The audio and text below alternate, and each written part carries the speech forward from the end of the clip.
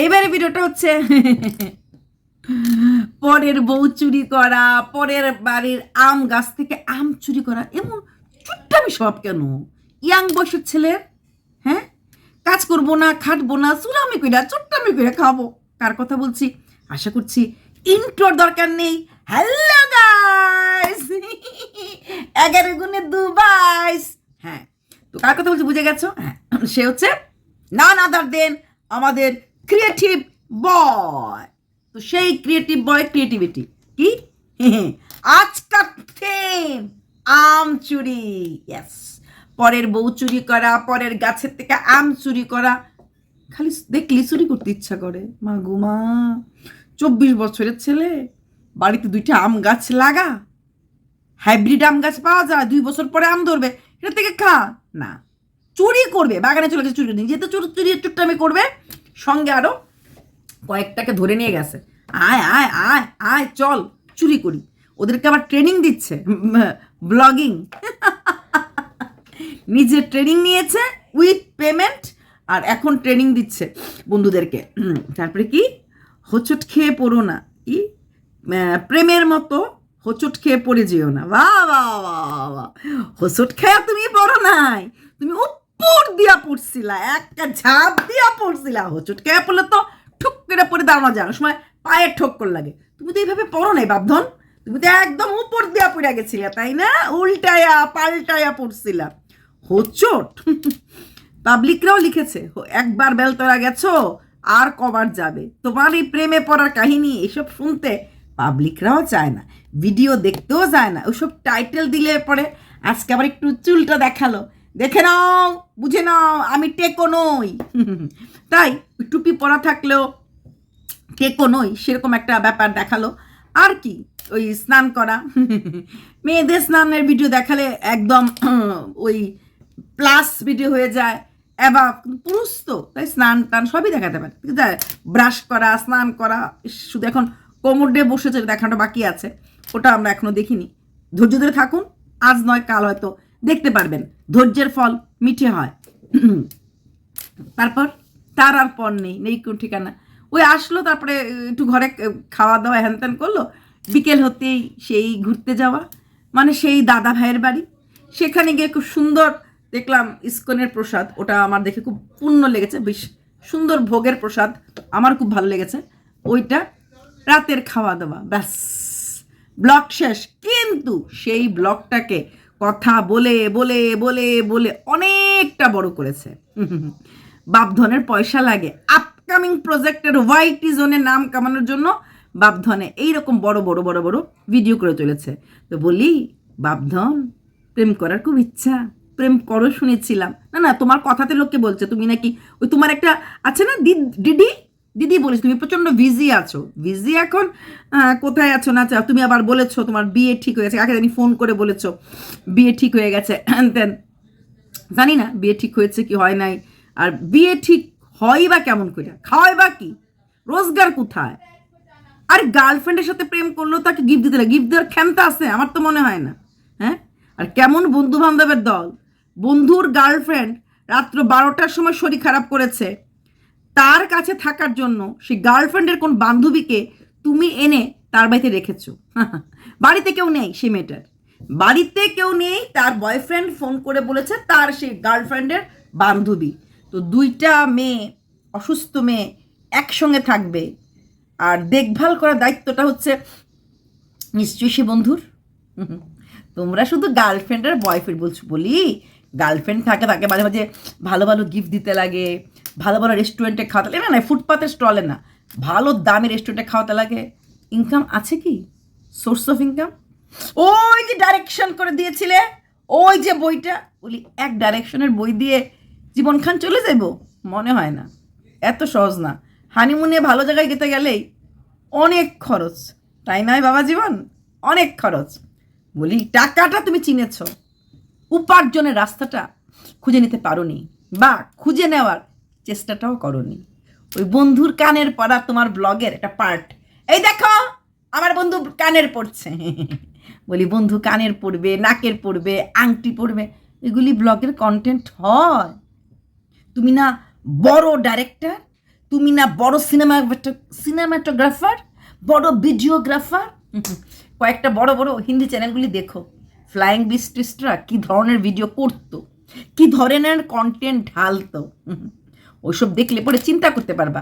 আমচুরি জামচুরি, গঙ্গার ঘাটে স্নান করা, কাদা দিয়ে খেলা, এই গরু সর একটু ফুল দিয়ে মারি, this is not at all A content. ওটা একটা ভালো কন্টেন্টের কয়েক মিনিটের পার্ট হতে পারে। পুরো ব্লগিংয়ে কোনো কন্টেন্ট নেই, আমসুরি বৌসুরি ছাড়া, আর সেখানে কন্টেন্টের আশাটা কি? পাবলিক যাবো আর দেখবো কি? টুকি ভুয়াতে কাম হবো না, বুঝছো? আচ্ছা, এবার আসছি ফারিয়ার ভিডিও।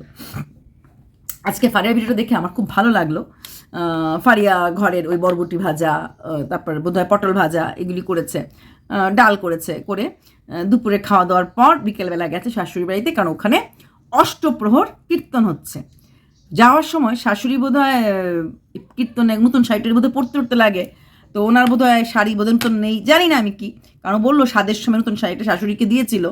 তো কী সুন্দর, ওর বড় নতুন গেঞ্জি পরলো, ও নতুন শাড়ি পরলো, শাশুড়ি মার জন্য একটা নতুন শাড়ি নিয়ে গেল। এই যে ফিলিংসটা, এটা কিন্তু আজকালকার মেয়েদের কম থাকে। আমি অনেক বড় বড় অফিসারদের বউ, মানে অফিসারদের বউ বা মেয়েরা নিজেরা অফিসার দেখছি, নিজে ভালো চাকরি করে, বর ভালো র্যাঙ্কে চাকরি করে।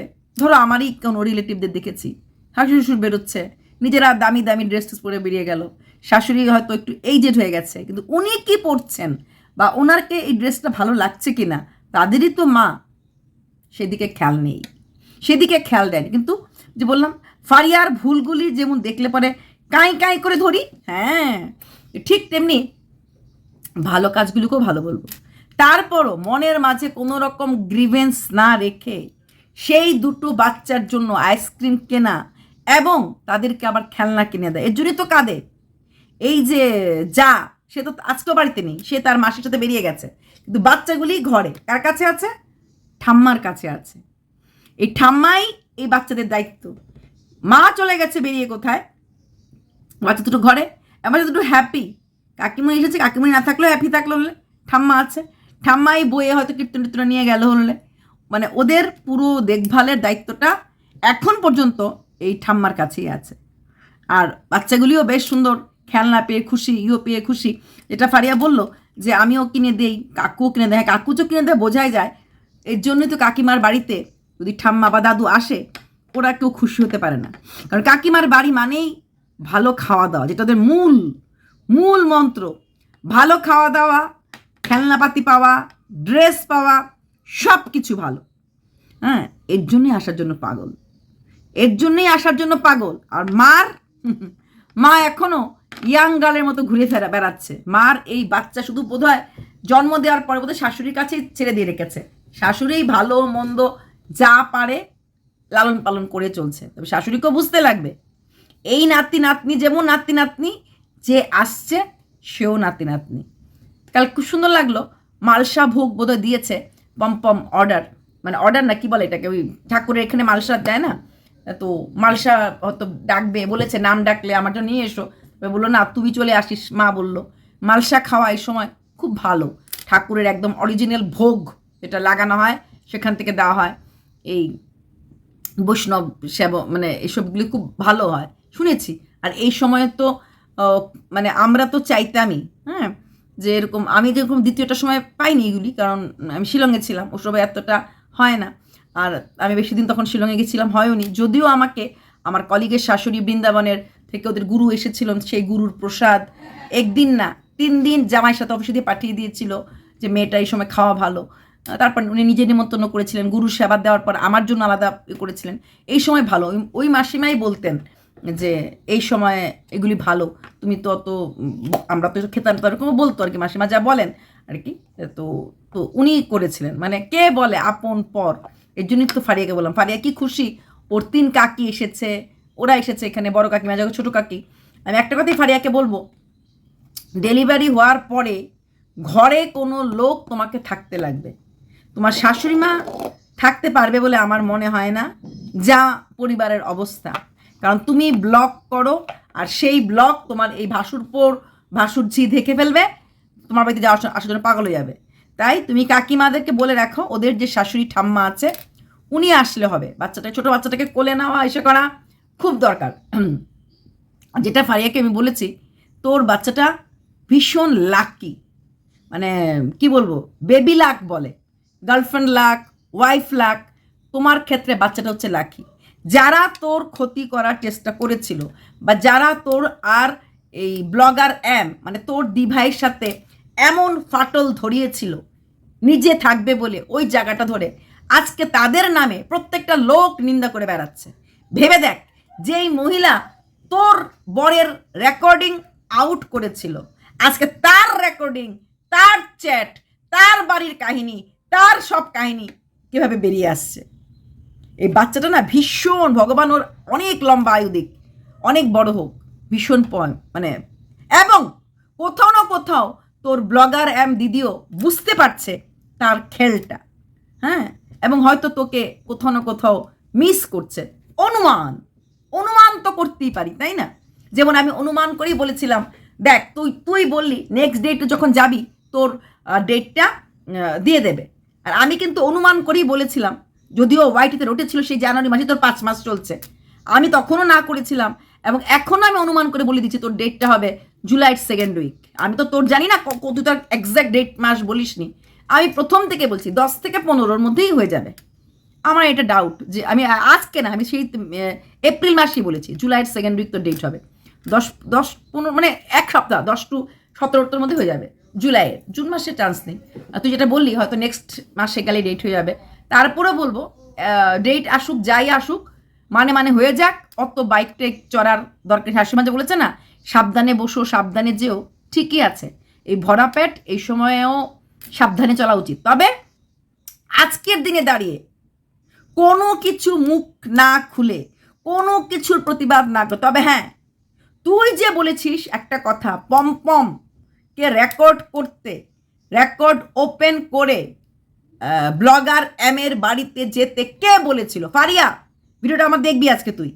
তো সেটা কিন্তু অনেক ধারণা যেটা ছিল পমপম নিজের ব্রেন থেকেই গেছে, এটা আমারও ধারণা ছিল।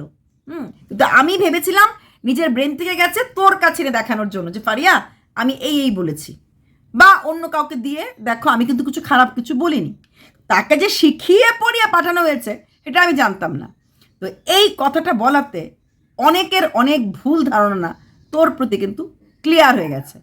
তার মাঝে একজন আমি, আমার নাম, কারণ ওই ভালোবাসি বড় একটা বাস নিয়ে আসি, তো এদের কাছ থেকে নিজেকে দূরে রাখাটাই ভালো। কিচ্ছু না, তোদের 2 বোনের মিল কারোর সহ্য হচ্ছিল না, আর তার জন্যই এই খেলটা খেললো। তোমারও ভুল ছিল, দিদিভাইকে তুমি বলনি কাপড়ের ব্যবসাটা শুরু করার সময়, বা শুরু করার সময় মানে জিনিস নিয়ে আসার সময়, ওই জায়গাটা তোমারও একটা ভুল ছিল। যেখানে এইরকম সম্পর্ক, যেখানে এত বিশ্বাসের সম্পর্ক, সেখানে ওই এইটুকুন বিশ্বাস নড়বড়ে গেল। তারপরেও দুজনের মাঝে যখন দূরত্ব বা প্রবলেম ক্রিয়েট হচ্ছিল, তখন আমনা সামনা বসে যে কি হয়েছে, কেন হয়েছে, কথা বলে ব্যাপারটা ক্লিয়ার হয়ে যেতে পারতো। সেটা না করে তুমিও ডান দিকে, ও বা দিকে, বাস একদম সব কিছু ছিঁড়ে ছুঁড়ে চলে গেছো। বুঝতে পারছো তো? এখন মানুষের সাথে মিশবে, পেটের কথা বলবে না। হ্যালো হাই বাই বাই, এর বেশি সম্পর্ক করতে নাই। বাহ বাহ বাহ, অর্পিতা পাল কি দারুণ কবিতা বললো। এইবার এটা আমি ব্লগার কেও বলবো। আচ্ছা, তারপর এটা গেল ফারিয়ার ভিডিওর, মানে ভালো লেগেছে, মোটামুটি ওভারঅল ভিডিও ভালো লেগেছে। আর একটা কষ্টের কথাও লেগেছে যে আমরা এখন এই ঘরটাতেই রাখবো ডাইনিং টেবিলটা, আমাদের বাড়িতে আর আসেই কে। মানে ওর মনটা এই সময় কাছ থেকে নিজের মাকে হয়, মানে একদম ওপেন ক্যামেরাতে বাবাকে পেতে চাইছে, হয়তো ব্লগার কেও পেতে চাইছে, কারণ প্রেগনেন্সি পিরিয়ডে এরকম অনেক কিছু আমাদের মনে হয়। আর কোথাও না কোথাও একটা অসহায়ত্ব ফিল করছে। ও যখনই বাড়ির কাছে এসেছিল, মুখে কখনো কিছু বলেনি, আমরা সবাই আশা করেছিলাম শাশুড়ি হয়তো আসা যাওয়া করবে, যখন তখন হয়তো একটু তরকারি রান্নাকে পাঠিয়ে দেবে। ও যে বলে না, ওটা করে খাবো, ওটা একদিন খেতে লাগবে। ওর বর ও যখন যা বলে, একটা পরোটা খেতে চেয়েছে, ভোরবেলা উঠে ও ঘুম থেকে ওঠার আগে গিয়ে পরোটা নিয়ে এসেছে। পুঁই শাক খেতে চেয়েছে, পুঁই শাক নিয়ে এসেছে। মানে কোনো একটা ছেলে মাত্র 24 বছর বয়স কোনো কিছু আশা অপূর্ণ রাখছে না। ওর যতটুকুন ক্ষমতায় চলে সব ধরনের সুখ দেওয়ার চেষ্টা করছে। এটা কিন্তু বলতেই লাগবে, হ্যাটস অফ, হ্যাটস অফ, যে আমার স্ত্রী মা হতে চলেছে, আজকে ওর পাশে কেউ নেই। হ্যাঁ, তো সেখানে ওর চেষ্টা করতে কোনো ত্রুটি রাখছে না, বাকিটা তো ওপরওয়ালার হাতে। তো সব কিছু মিলে যদি আমি এখনও বলবো, ফারিয়ার শাশুড়ি যদি আসে তাহলে বৌমাকে, বড় বৌমাকে বাপের বাড়ি পাঠিয়ে দেওয়া হোক 1 থেকে 1.5 মাসের জন্য, সব নাতি নাতনিকে নিয়ে। তাহলে থাকতে পারবে না, তখনও থাকতে পারবে না, ওই কান্নাকাটি করবে।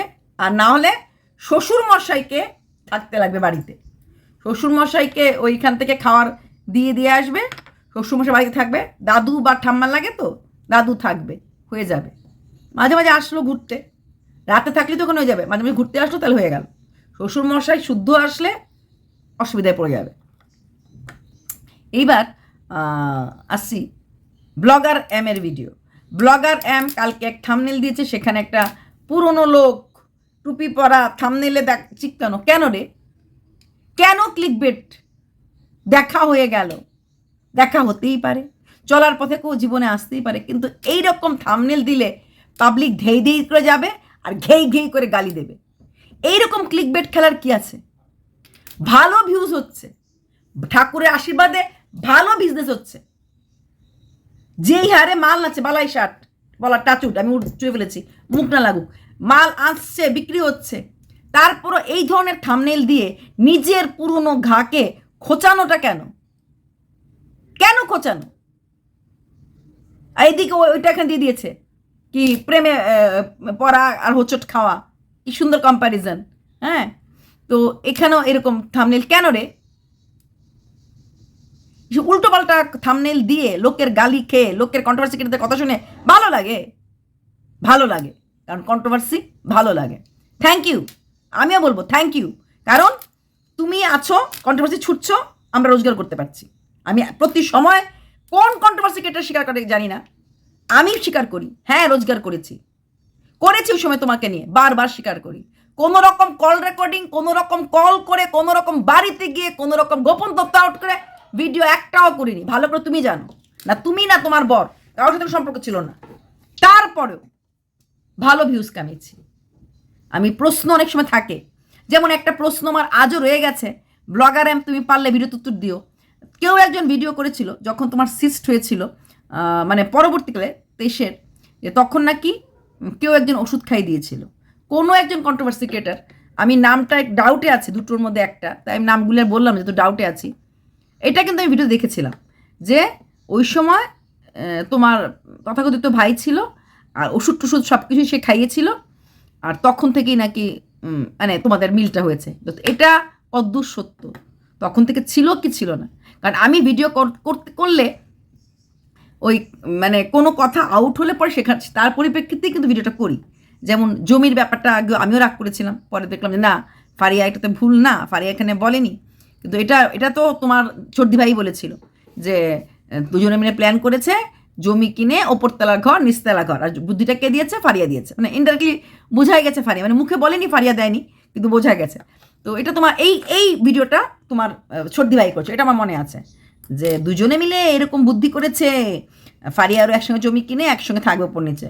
তারপরে তুমিই বলে দিলে যে না, ফারিয়া এটা চাইনি, সেইখানে দাঁড়িয়ে কিন্তু এরকম। ঠিক তেমনি এই সিস্টের ব্যাপারটাও কিন্তু আমি যেটা ভিডিওতে বলেছিলাম, সেটাও কোনো একজন ক্রিয়েটার, সে না, হয়তো সে না, বা হয়তো সে, বা অন্য কোনো, কারণ ওই সময়টাতেই হতে পারে এমন কোনো ক্রিয়েটার যে এখন ভিডিও করে না, কে বলেছে আমি বলতে পারবো না, এই কথাটা কেউ ভিডিওতে বলেছিল যে ওই সময় ক্যামেরার সামনে আসতো না, অন ক্যামেরায় আসতো না, অফ ক্যামেরায় থাকতো, আর তখন থেকেই এরকম হয়েছে।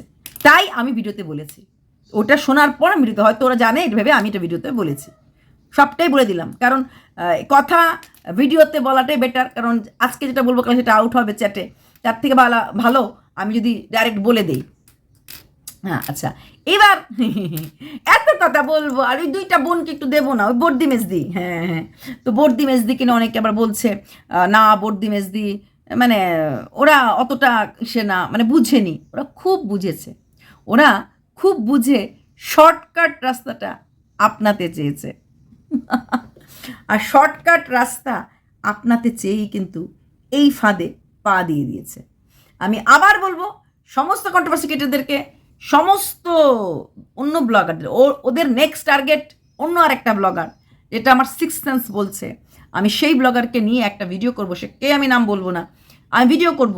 হ্যাঁ, আর কিছু কন্ট্রোভার্সি ক্রিয়েটার যারা গোপন তথ্যের জন্য, আমি জানি বর্দি মেজদিকে কখনোই ছেড়ে দেবে না, কখনোই ফেলে দেবে না, কারণ বর্দি মেজদি অল্প মেজদি হয়তো থাকবে না, বর্দি হয়তো চ্যাট ট্যাট কিছু কিছু দেবে, তো তার জন্যই সাথে রাখবে, পাশে রাখবে। আর ব্লগার এমকে বলবো, জীবনে এই উটকো সম্পর্ক কখনোই আপন হয় না, কখনোই আপন হয় না। রক্তের সম্পর্ক ওয়াইটি থেকে কুড়িয়ে পাওয়া সম্পর্ক কুরানি হয়। এই তালানি না কি বলে এটাকে, তালাতালি মাসি।